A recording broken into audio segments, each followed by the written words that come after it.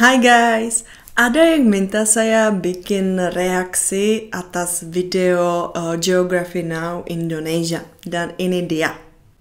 Sebelum kita mulai, saya mau bilang bahwa saya sebenarnya sudah pernah menonton video ini, tapi itu ya mungkin pada tahun 2017, dan saya masih ingat itu video yang cukup bagus. Tapi sejak tahun 2017, saya belajar sudah sangat banyak tentang Indonesia lagi. Dan siapa tahu apa pendapat saya sekarang, karena saya sudah tidak ingat sama sekali video ini. Kalian bisa menonton sepanjang video ini dengan subtitles Indonesia. Linknya saya tampilkan di deskripsi. Dan juga jangan lupa kasih like dan berkomentar di bawah apa pendapat kalian ya. Oke, ayo kita langsung mulai. Hey everybody, so if you don't know anything about Indonesia, basically all you have to know is that it's kind of like the Hawaii of the Muslim world, but it's like huge. It's like the biggest state, and with orangutans. Oke, jadi saya tidak begitu mengerti apa yang dia maksud bahwa Indonesia itu seperti Hawaii-nya Muslim. Ada yang mengerti? Oh, karena apa? Karena ada pantai yang indah atau karena negara itu seeksotis Hawaii? Ya, tidak jelas. Saya tidak begitu mengerti. And that's it, just no punchline. Let's just go to the intro song. It's time to learn geography now! Hey everybody, I'm your host Barbie. So as some of you know, I've been to Indonesia one time on one island for like 3 hours. I ate one dish, so basically I'm like the Indonesia expert, right? Okay. Saya suka bahwa dia mengakui bahwa dia bukan ahli Indonesia. Karena saya sebenarnya sudah pusing, ada banyak YouTuber yang hanya pernah ke Indonesia satu kali. Mereka hanya mungkin mengunjungi Bali dan mereka tinggal di hotel yang cukup mewah, dan mereka mungkin hanya pergi nge-trip 2 kali naik mobil dengan sopir lokal, dan mereka merasa seperti ahli dan mereka menasehati turis yang lain. Itu saya tidak suka dan saya sangat pusing karena itu sering terjadi ya. Makanya nanti ada banyak turis yang dapat informasi yang salah ya, dan itu tidak bagus. Ya, misalnya bahwa kalau kita pergi dari Bali, Pulau Bali ke timur, di sana tidak ada orang Islam. Saya masih ingat ini informasi dari salah satu laki-laki Ceko. Saya pernah ikut seminar dia, saya mengunjungi seminar dia yang dia berbicara tentang Indonesia, tentang perjalanannya. Dan saya bingung waktu dia bilang bahwa dari Bali ke timur tidak ada orang Islam. Dan saya langsung berpikir, bagaimana dia bisa naik motor berkeliling semua pulau itu kalau dia tidak sadar bahwa di sana ada banyak masjid? Bagaimana tentang Lombok, tentang Sumbawa, bagian dari timur, bukan timur, Flores? Itu saya tidak begitu mengerti ya. Tapi ada sangat banyak orang seperti itu yang akan bilang mereka ahli, tapi sebenarnya ada banyak yang mereka tidak tahu karena mereka pernah mampir ke Indonesia mungkin hanya 1 atau 2 kali untuk 1 bulan. Jadi itu artinya hanya di 1 pulau atau 2 pulau. Ya, jadi saya sebenarnya sangat suka dan saya menghargai si Barbie ini bahwa dia mengakui dia tidak berpengalaman, tetapi dia mau bikin video seperti ini karena dia selalu bikin video seperti ini di channelnya, dan juga karena dia pasti mencari informasi dari sumber-sumber yang benar ya, dan dia pintar ya. Jadi ini menurut saya mantap dia berbicara seperti ini di awal video. Well, if not, I'm kind of like the only guy on YouTube doing full profile videos like this, so for now, you'll just have to kind of deal with me for like the next 12 or so minutes. Woohoo! Default!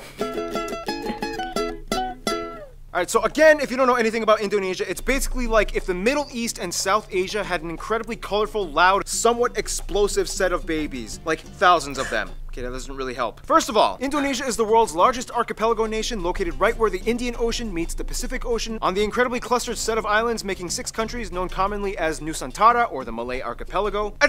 Indonesian Archipelago. Sure, whatever makes you happy. Indonesia actually has land borders with 3 of these countries, East Timor, Papua New Guinea, and Malaysia, on the biggest island, Borneo or Kalimantan, which is one of the world's only 2 triple split nation islands, the other one being Cyprus. Although technically if you include the UN buffer zone, it's kind of like 4 entities, but the UN isn't a country, whatever, just watch the Cyprus episode. The country is divided into 34 provinces, 5 of which have special administrative statuses, with the capital and most populous. Saya mungkin bahkan tidak tahu semua provinsi dengan status administrasi khusus ya. Aceh, Papua, Papua Barat, Yogyakarta, dan yang kelima apa? Jakarta, pasti Jakarta. Ya, oke. Karena dia tidak Capital and most jelaskan. populous city, Jakarta, located on Java, the world's most populous island with nearly half of the entire population of Indonesia in it. Ya, ini sebenarnya gila ya, karena di Jakarta tinggal lebih banyak orang daripada di seluruh kota negara saya ya. The largest cities after Jakarta are Surabaya and Bandung, both located on Java Island, and Medan, located on Sumatra. Jakarta Soekarno-Hatta International, Bali's Ngurah Rai International in Denpasar, and Surabaya's Juanda International. Now here's where things get a little speculative. Today, there are still arguments claimed as to exactly how many islands Indonesia has. The National Coordinating Agency for Surveying and Mapping says Indonesia has about 13,500. The National Institute of Aeronautics and Space Agency says that it has about 18,300, whereas the Indonesian government claims about 17,500. But wherever the point is, there's a lot of them. Over 8,800 have names and... Oke, dulu saya belajar di universitas ada 13.500 pulau di Indonesia ya. Tapi saya hanya selalu penasaran bagaimana mereka bisa menghitung itu. Itu menurut saya sangat susah. Itu pasti ya saya tidak heran bahwa semua informasi ini sedikit berbeda-beda ya. Ada yang bilang 13.000, ada yang bilang 17.000 karena itu pasti sangat susah.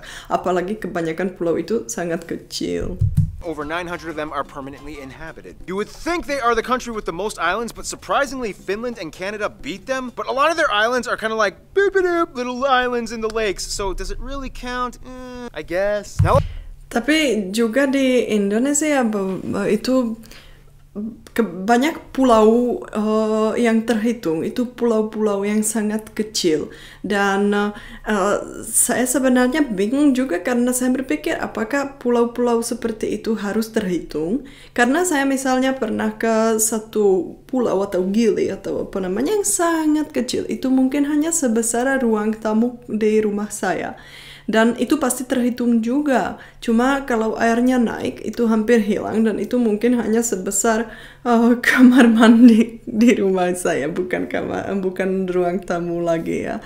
Dan ini menarik karena di sana di Indonesia pasti ada sangat banyak pulau-pulau kecil seperti ini. Tapi tidak ada penduduk, tidak ada tanaman. Dan kadang-kadang kalau airnya naik itu pulaunya hilang. Jadi apakah itu sebenarnya bagus bahwa kita juga menghitung pulau-pulau yang sekecil itu? Saya tidak tahu.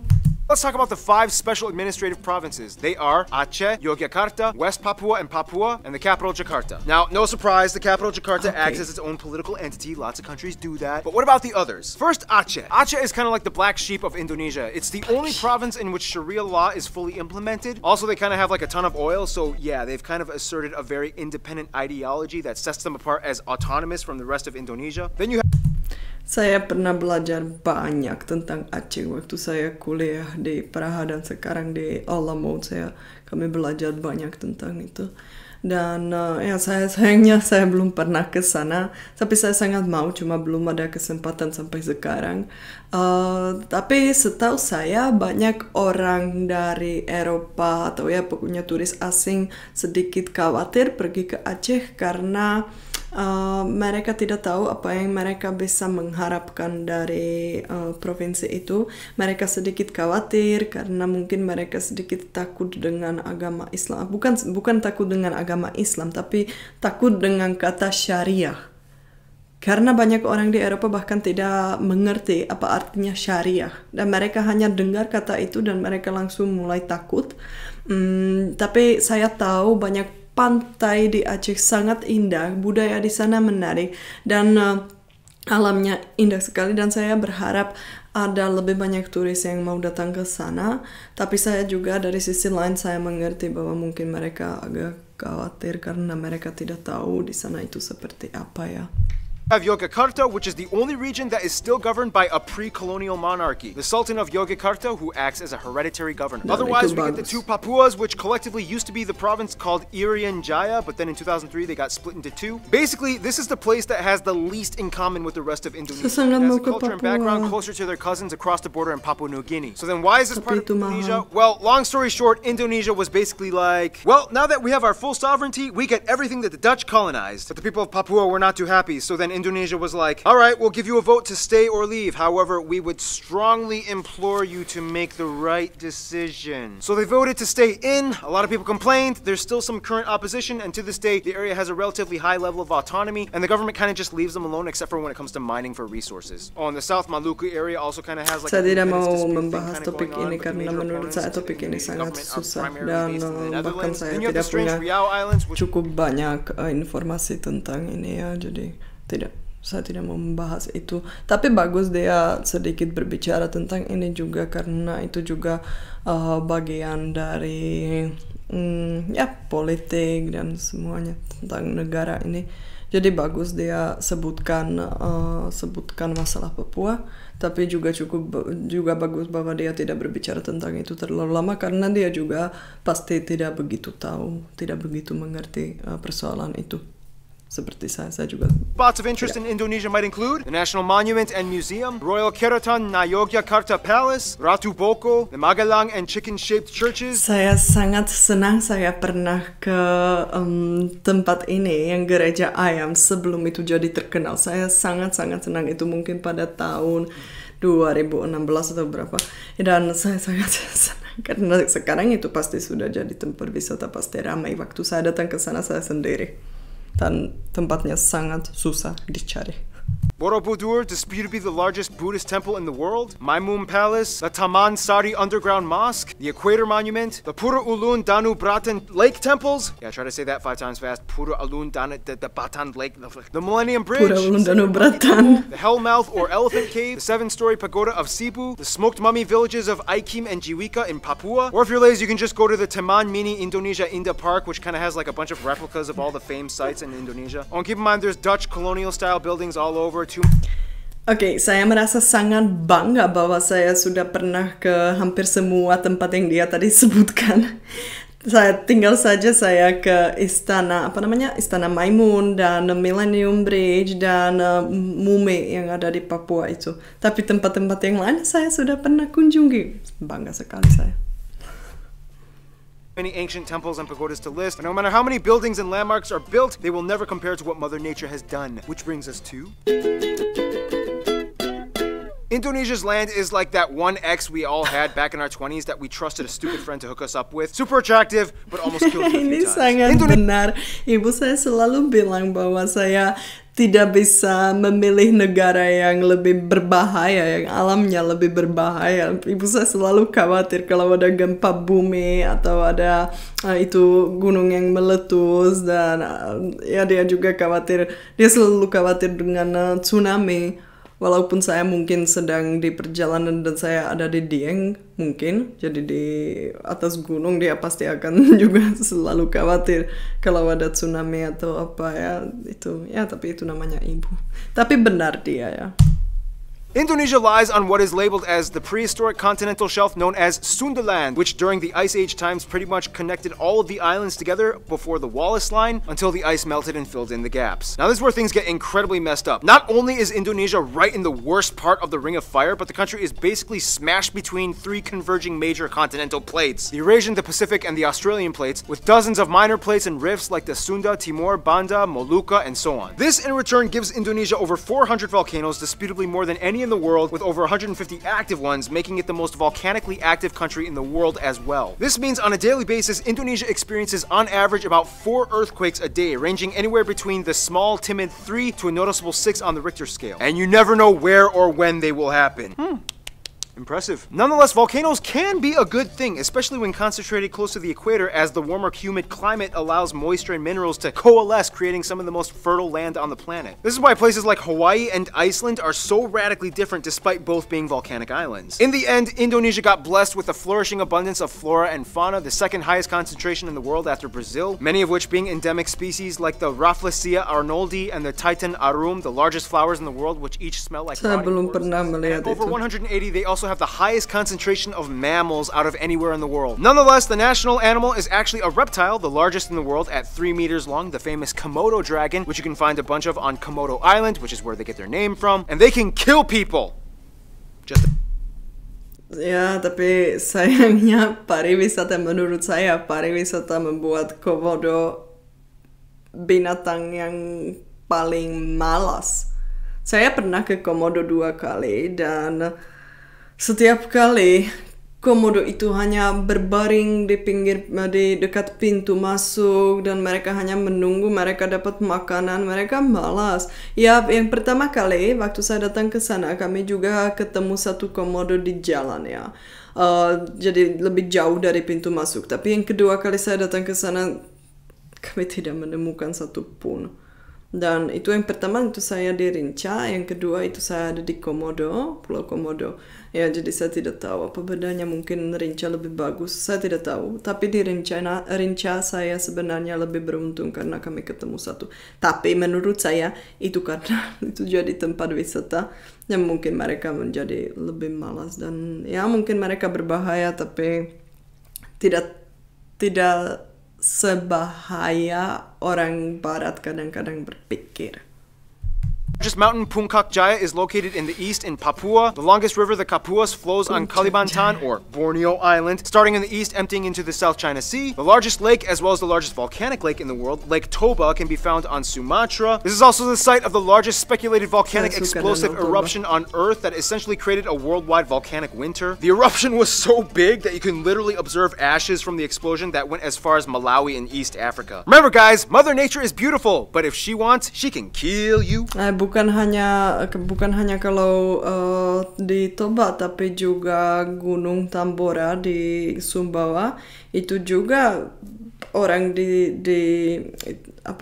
Eropa juga dipengaruhi oleh atau semuanya di sini dipengaruhi oleh Gunung Tambora yang meletus ya. Dan saya pernah menulis artikel tentang itu dan juga tentang Danau Toba dan itu sangat menarik. Mungkin lain kali kita bisa juga membahas topik itu. Saya tidak tahu apakah kalian benar-benar tahu tentang gunung berapi ini, yang 2 gunung berapi ini, tapi mungkin lain kali kita bisa membahas itu. Close to Puncak Jaya is Grasberg, the largest gold and copper mine in the world. And on Mount Ijen on Java, which spews out blue lava, all over you can find intrepid sulfur miners that literally go into the base of the volcanic craters, risking health just to get raw sulfur ores. Otherwise, you have other anomalies like the Sidorajo mud volcanoes, the 3-colored lake Kelimutu in Flores, and the Kakaban Island Saya jellyfish sangat lake. mau ke Too many Kakaban strange Island. places. Saya belum Indonesia is pernah the ke number 1 sana. food. Some national dishes might include things like rendang, satay, or satay, gado-gado, lontong, ketupat, papeda, ikan bakar, pempek, tumpeng, lemang, and the national dish nasi goreng, which basically just means fried rice, saya mau which has no exact semuanya. recipe. You can mix it up and kind of do whatever you want to it. Oh, and keep in mind, Malaysia might argue that some of Saya these sangat mau makan semuanya. Saya mau itu ada di sini. Saya akan makan semua. Oke, tapi ya itu yang Malaysia versus Indonesia itu sangat lucu. Itu seperti Praha versus Brno atau Ceko versus Slovakia dan ya itu lucu menurut saya. Tapi ya saya mengerti karena kami di sini juga begitu ya dengan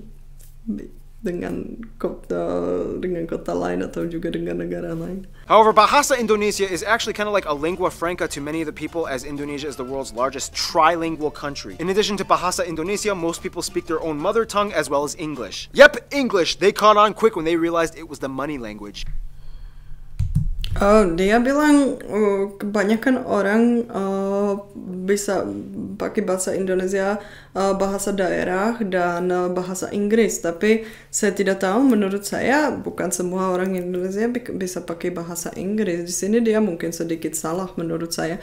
Tetapi yang dia tadi bilang ya, tentu saja bahasa Inggris itu bahasa bisnis dan itu sangat penting untuk bisnis. Tapi saya sebenarnya ya sedikit pusing kalau saya sudah pernah bilang ini dalam video lain, tapi jadi kalian mungkin sudah tahu, tapi saya sangat pusing kalau ada orang Indonesia yang pakai bahasa Inggris dengan saya, karena saya sebenarnya tidak begitu suka bahasa Inggris. Saya bisa bahasa Inggris tapi saya tidak terlalu lancar dan itu bukan bahasa ibu saya ya, dan saya bisa bahasa Indonesia, jadi saya pasti mau pakai bahasa Indonesia dengan kalian. Kalau ada yang pakai bahasa Inggris, saya biasanya kalau ada komentar dalam bahasa Inggris saya bahkan tidak jawab, mungkin karena saya malas, atau saya jawab, saya balas komentar itu tapi pakai bahasa Indonesia ya, karena saya tidak merasa nyaman pakai bahasa Inggris ya. Itu saya minta maaf ya. The funny thing is, even though the Javanese make up the largest people group, the Javanese language is not an official language. Technically, it could have been, but then that would have favored one people group over all the others, which would have caused tension, so they kind of had to choose like a neutral default. But ya, menurut saya itu keputusan yang sangat pintar waktu mereka berpikir bahasa apa yang akan dijadikan bahasa nasional. Menurut saya itu sangat pintar bahwa mereka memilih bahasa Indonesia atau mereka mengambil bahasa Melayu dan mereka sedikit memperbaiki bahasa itu dan membuat bahasa itu sedikit lebih gampang dan itu dikasih nama bahasa Indonesia, dan menurut saya itu paling bagus ya, karena bahasa Jawa lebih susah dan juga ya saya tahu banyak orang bisa pakai bahasa Jawa, tapi tidak bagus kalau kita mengutamakan satu kelompok etnis dan itu seperti hanya tidak fair bagi orang dari kelompok etnis yang lain ya, karena kita tahu Indonesia bukan Jawa ya, walaupun kebanyakan orang itu orang Jawa, Indonesia bukan Jawa. Tapi saya tahu masih ada banyak orang yang berpikir dengan cara yang namanya Jawa sentris. Saya tahu itu. Tapi kalau karena saya sendiri sebenarnya lebih berfokus ke Indonesia Timur. Saya pernah berkeliling Jawa beberapa kali. Saya banyak saya tahu tentang Jawa karena juga waktu saya kuliah di sini kami belajar banyak tentang pulau itu dan saya suka Jawa, saya punya banyak teman orang Jawa, tapi saya berfokus ke Indonesia Timur. Jadi kalau ada yang bertanya kepada saya misalnya apakah saya mau belajar bahasa Jawa, saya sebenarnya tidak mau karena sudah banyak orang asing bisa bahasa Jawa. Jadi kalau saya mau belajar bahasa daerah, saya mungkin memilih bahasa Sabu karena pacar saya orang Sabu, atau mungkin bahasa Sumba karena Sumba itu pulau tercinta saya, atau ya bahasa seperti itu ya, karena saya tidak suka melakukan sesuatu yang sudah biasa, yang seperti banyak bule belajar bahasa Jawa, jadi saya tidak mau hanya ikut mereka itu. Indonesia, all citizens are required to register under one of 6 recognized religion categories: Islam, Protestant, Catholic, Hindu, Buddhist, and Confucianism. If you don't ya, tetapi setahu saya juga sekarang sudah ada banyak orang yang bisa memilih kepercayaan yang lain kan.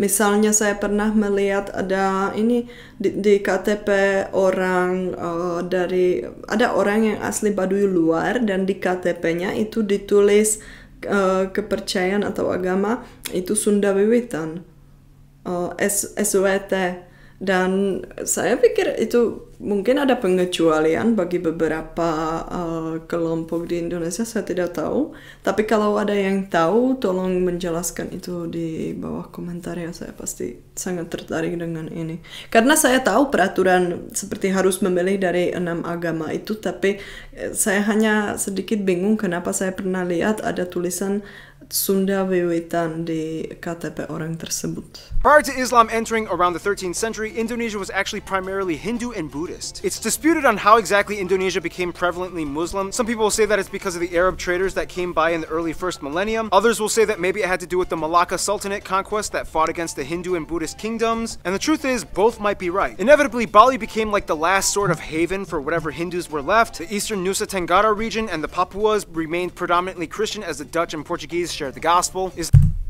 Ya, makanya Indonesia itu penuh dengan diversitas ya, dan walaupun mayoritasnya itu orang Islam, dan ada juga yang punya agama lain. Islamic culture in Indonesia is a little different from what it looks like in the Middle East. For one, most mosques don't have the typical dome structure, and actually many of them resemble Hindu temples, like the Demak Great Mosque. When a family member dies, their relatives might often come together and pray for a whole week, and then again on the 40th day, and then on the year anniversary, and then on the 500th day, and so on. Also, the night before Eid al-Fitr, the youth might gather and go around Itu yang saya suka. reciting the takbir. Those are some things you don't really typically find in the Middle East. Clothing modesty customs are pretty loose. Not all Muslim women wear hijab. Dan itu luar biasa menurut saya.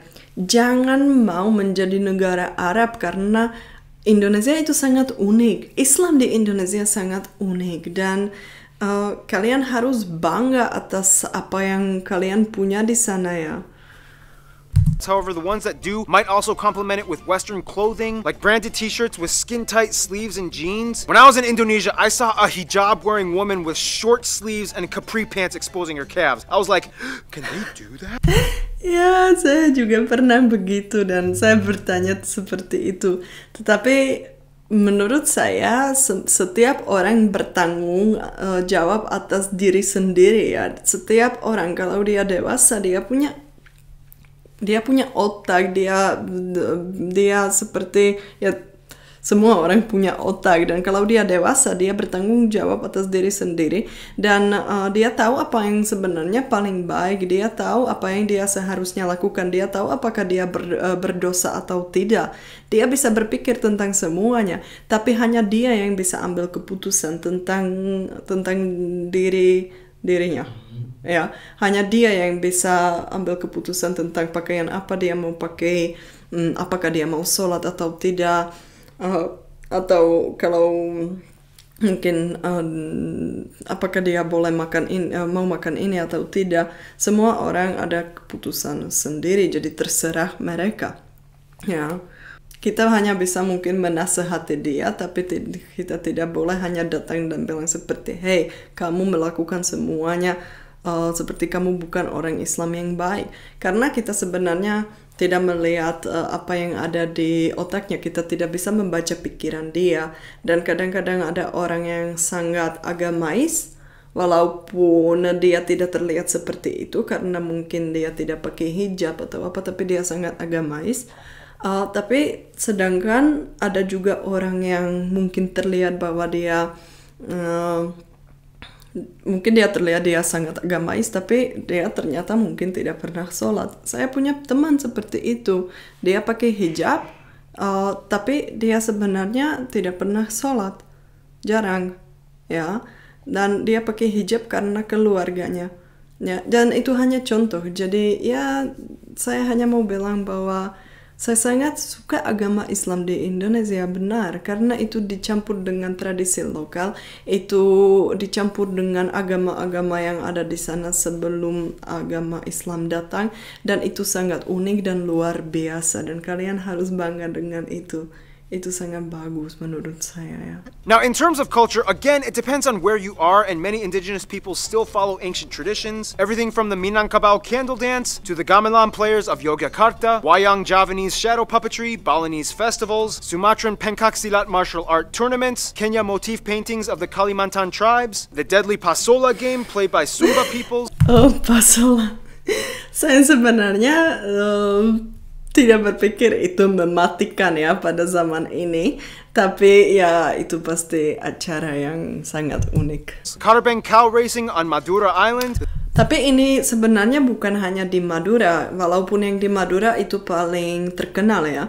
Tapi di wilayah negara yang ada di Bali, di Pulau Bali, Di sana ada juga tradisi seperti ini, cuma mereka tidak pakai sapi, tapi mereka pakai kerbau di sana. Itu namanya makepung, dan itu sangat menarik. Strange burial traditions of the Toraja people, and everywhere you can find those pointy longhouses. Otherwise, some notable people of Indonesian descent might include people like the first president Sukarno, Gadamaja. Gadamaja. Tapi ya, ini sebenarnya menarik karena saya pernah ke Pulau Sabu di NTT, di mana saya ketemu beberapa orang yang berbicara tentang sejarah pulaunya, dan mereka berpikir bahwa Gajah Mada berasal dari sana. Dan itu menurut saya sangat menarik karena saya tidak percaya informasi itu, tapi yang menarik itu bahwa saya ingin tahu kenapa mereka berpikir begitu. Jadi lain kali kalau saya datang ke sana, saya mau cari tahu dan mungkin saya akan bikin video tentang itu. R.A. Kartini, B.J. Habibi, Iko Uwais, Yayan Ruhian, Sisip Arif Rahman, Agnes Monica, Iwan Fals, Anggun, Megawati Sukarno Putri, the Hartono brothers, and YouTubers Brian Emanuel and Raditya Dika. Now, it's so hard to cover Indonesia's culture because there's so many different people groups, each with their own cultures. It's insanely colorful and rich. In conclusion, Indonesia's people are very much like their islands, numerous with lush, colorful, strange diversity. Sometimes a cyclone, earthquake, or volcano of controversy erupts, but at the end of the day, they still flourish together as one. Ini kata yang benar dan sangat indah, dan saya hanya berharap bahwa moto Bhinneka Tunggal Ika itu akan berlaku untuk selamanya. Karena saya selalu bilang kalau saya berbicara tentang Indonesia di Ceko, saya selalu bilang bahwa Indonesia itu negara yang luar biasa karena di sana diversitasnya sangat tinggi, tetapi orang di sana selalu bisa bersama dan menyatu. Dan itu sesuatu yang luar biasa karena menurut saya itu pasti sangat susah menyatu kalau kalian atau ada banyak suku-suku di Indonesia yang berbeda-beda, agama yang berbeda-beda, tradisi yang berbeda-beda. Jadi ya, ini luar biasa dan kalian seharusnya sangat bangga bahwa kalian bisa seperti itu. Oke, jadi saya sebenarnya sangat suka video ini. Informasinya cukup lengkap dan bagus dia membuat video-video seperti ini dengan tentang semua negara, karena kita bisa belajar tentang geografi dan politik dan tentang semua negara dengan cara yang cukup menarik. Karena saya masih ingat waktu saya ada di SD atau SMP dan saya duduk di bangku dan saya harus mendengarkan guru saya yang bercerita tentang negara-negara di Asia atau di Amerika, dan saya merasa bosan karena saya tidak mau dengar guru itu karena waktu itu saya terlalu muda, dan juga karena itu cara dia menjelaskan semuanya itu tidak begitu menarik. Jadi tapi saya sebenarnya suka geografi ya, tapi kalau pada waktu itu, waktu saya di SD atau SMP, kalau ada YouTube dan kalau ada channel seperti ini, saya pasti akan nonton semua video sampai habis. Karena itu cara dia bikin video seperti ini sangat menarik ya. Jadi bagus, mantap itu. Dan menurut saya, belajar tentang geografi dan politik itu sangat penting. Kita harus tahu bukan hanya tentang negara kita, tapi juga tentang negara-negara yang lain, dan bukan hanya tentang negara yang terbesar, misalnya tentang Amerika dan Rusia, atau Australia, tapi juga tentang negara-negara kecil. Oke, jadi terima kasih kalian sudah menonton video ini. Jangan lupa menulis komentar di bawah karena saya ingin tahu apa yang kalian berpikir tentang video dari Geography Now atau juga tentang komentar-komentar saya. Dan jangan lupa kasih like, jangan lupa subscribe, dan sampai ketemu di video selanjutnya. Terima kasih. Dadah!